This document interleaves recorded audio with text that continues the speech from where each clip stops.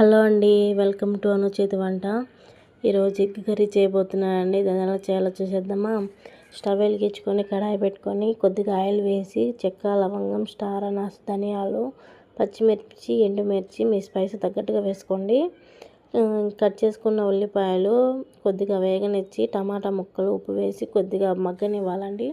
కొద్దిగా జీడిపప్పు వేసుకోవాలి, నాకు అందుబాటులో లేదు అందుకే నేను బాదం ముక్కలు వేసుకున్నాను అండి, నానబెట్టినవి. ఇంక అందులోనే ఎండు కొబ్బరి ముక్కలు కూడా వేసుకొని బాగా వేగనిచ్చి చల్లారాక మిక్సీ పట్టుకోవాలండి. ఇంకా ఉడికిచ్చిన కోడిగుడ్లను ఆయిల్లో వేసి కొద్దిగా ఫ్రై చేసుకోవాలండి.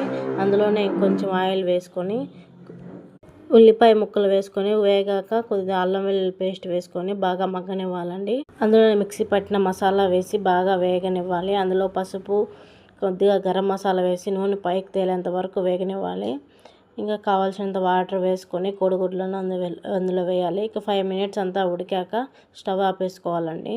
ఇది రోటీకి కానీ పుల్కాకి కానీ చాలా బాగుంటుందండి. ఒకసారి మీరు ట్రై చేయండి. ఇది ఎలా వచ్చిందో నాకు కామెంట్ చేయండి. నచ్చితే ఒక లైక్ చేసుకోండి ఫ్రెండ్స్. థ్యాంక్